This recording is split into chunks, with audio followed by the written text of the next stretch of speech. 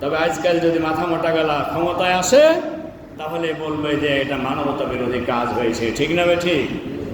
সম্মানিত উপস্থিতি, চতুর্দিকে ঘোষণা হয়ে গেল, দেখো আব্দুল্লাহর পুত্র মুহাম্মদ বাপ বেটার সাথে লড়াই বাঁধিয়ে দিয়েছে, বাপ বেটার সাথে লড়াই শুরু করে দিয়েছে। বাপ এবং বেটা দুজনে অস্ত্র ধারণ করেছে এবং সন্তানের হাতেই তার পিতা খুন হয়েছে। চতুর্দিকে ছড়িয়ে পড়, না জানি কত খারাপ কাজ, খারাপ কথা, নাকি বলেন?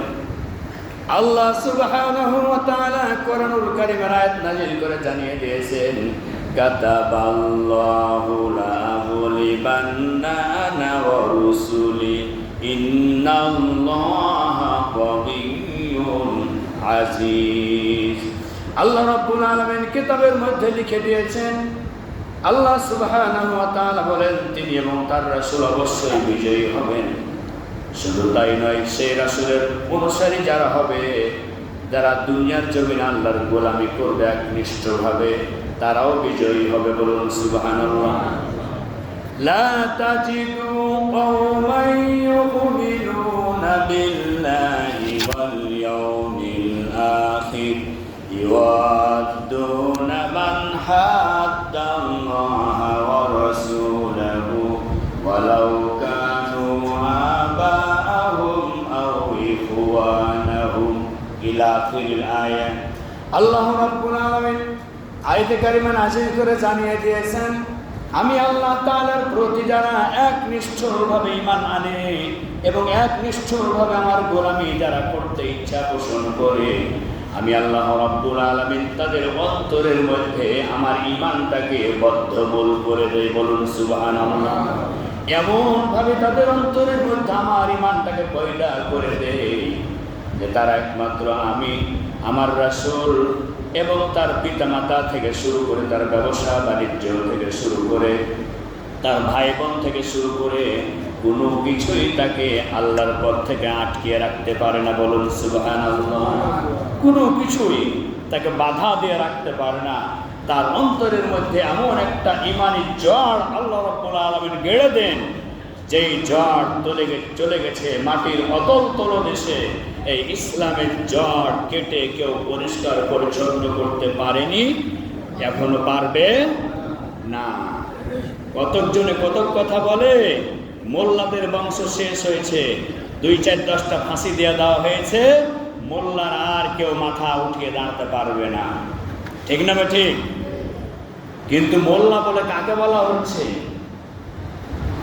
মোল্লার দলের নেতা হচ্ছেন স্বয়ং আল্লাহ রাব্বুল আলামিন। সুবহানাল্লাহ বলেন।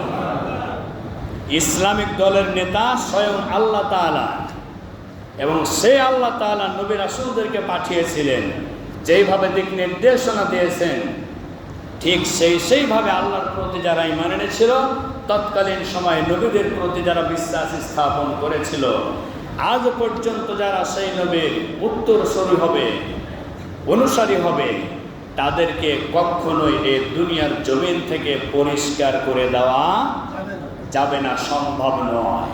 কোরআন সুন্নাহ যতদিন থাকবে, আল্লাহর এই জমিনে মোল্লারা ততদিন মোল্লাহি করবে, ঠিক না ঠিক? কোরআন সুন্নাহ যতদিন থাকবে, ততদিন আলেম ওলামাদের উৎপত্তি হতেই থাকবে।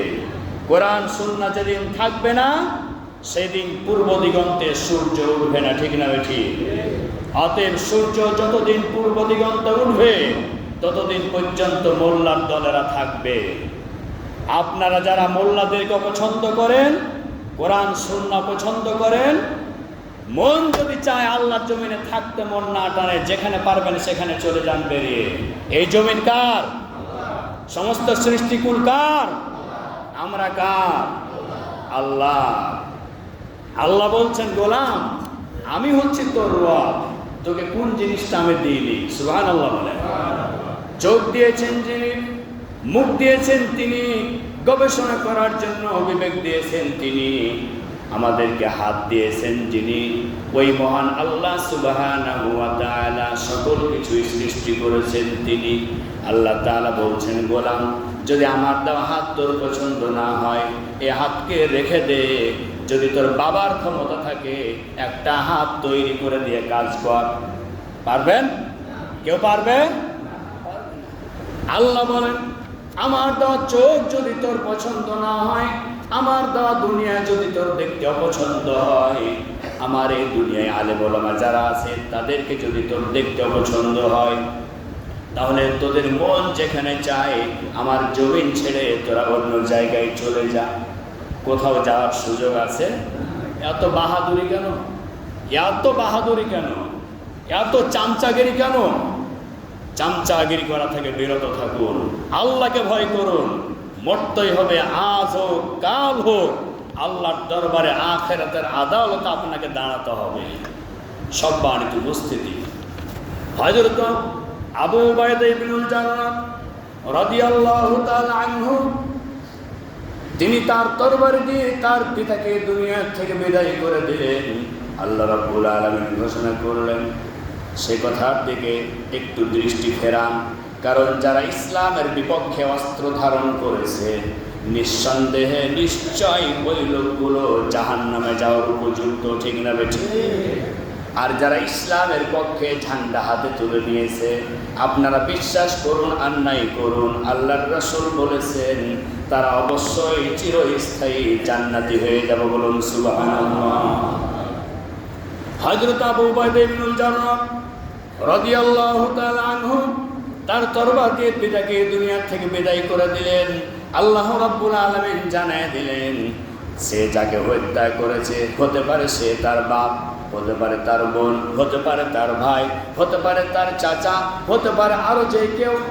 যেহেতু সে ইসলামের ঝান্ডাবাহী পতাকা হাতে নিয়ে, এক হাতে পতাকা নিয়ে আর এক হাতে তরবারি নিয়ে ইসলামের পক্ষে অস্ত্র ধারণ করেছে, অতএব তার অস্ত্রের আঘাতে যারাই মারা যাবে তারাই হচ্ছে টাটকা কাফের। ঠিক না বেঠিক? তাহলে আবু উবাইদা ইবনুল জাররাহ যদিও তার বাপকে হত্যা করেছেন, কিন্তু তার বাপ মুসলমান না কাফের? তার বাবা চেষ্টা করেছিল সেই তরবারি দিয়া মুহাম্মাদকে খতম করে দেবে, শেষ করে দেবে। শুধু মুহাম্মাদকে নয়, মুহাম্মাদের অনুসারী যারা তাদেরকেও শেষ করে দেবে। সম্মানিত উপস্থিতি, আল্লাহ রাব্বুল আলামিন বলছেন, মা কানা লিন-নাবিয়্যি ওয়াল-লাযীনা আমানু আন ইস্তাগফিরু লিল-মুশরিকিনা ওয়ালাউ কানু উলি কুরবা মিন বা'দি মা তাবায়্যানা লাহুম আন্নাহুম আসহাবুল জাহিম। আল্লাহ তাআলা বলছেন, মা কানা লিন-নাবিয়্যি ওয়াল-লাযীনা আমানু, কোন নবী, ভালো করে শুনুন, কোন নবী এবং কোন ঈমানদারদের জন্য এটা উচিত হবে না। কি উচিত হবে না? আন ইস্তাগফিরু লিল মুশরিকিন, কোন মুশরিকদের জন্য ইস্তেগফার করা, কোন মুশরিকদের জন্য ক্ষমা চাওয়া, এটা নবী এবং ঈমানদারদের জন্য উচিত হবে না। খেয়াল করেন, কোন ঈমানদার এবং কোন নবীদের জন্য এটা উচিত হবে না কোন মুশরিকদের জন্য ক্ষমা চাওয়া। কার কাছে? আল্লাহর কাছে। ওয়ালাউ কানু উলি কুরবা মিন বাদি মা তাবায়্যানা লাহুম আন্নাহুম আসহাবুল জাহিম।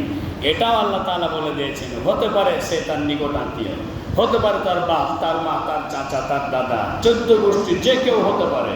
যদি তারা ইসলামের বিপক্ষে থাকে তাদের জন্য ইস্তেগফার করা, ক্ষমা চাওয়া, এটা মুসলমান, ঈমানদার আর কোন নবীদের জন্য এটা উচিত হবে না।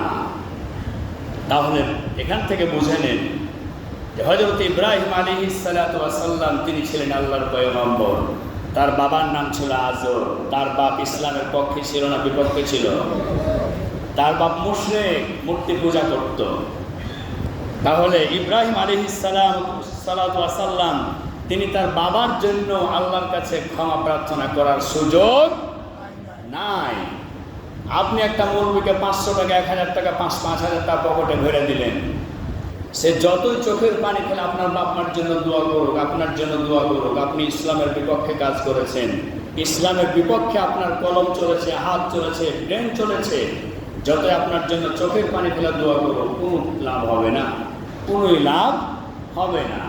সম্মানিত উপস্থিতি, এই জন্য আমাদেরকে থাকতে হবে ইসলামের পক্ষে, কোরআনের পক্ষে আমাদেরকে থাকতে হবে।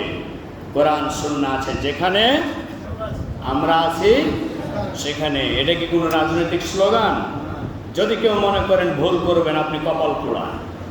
কোরআন সুন্নাহ যেখানে মুসলমান থাকবে সেখানে, ঠিক না ঠিক? মদ জুয়া যেখানে মুসলমান থাকতে পারে না সেখানে। অতএব আলেম ওলামা যেখানে, আমাকে আপনাকে থাকতে হবে সেইখানে। ছিনতাইকারী, লুণ্ঠনকারী, ধর্ষণকারী, চাঁদাবাজ লোক যেখানে মুসলমান থাকতে পারে না সেখানে। পরিষ্কার কথা। আল্লাহ তাআলা তিনি আমাদেরকে বোঝার তৌফিক দান করুন। হযরত আবু উবাইদা ইবনুল জাররাহ রাদিয়াল্লাহু তাআলা আনহু তিনি কেমন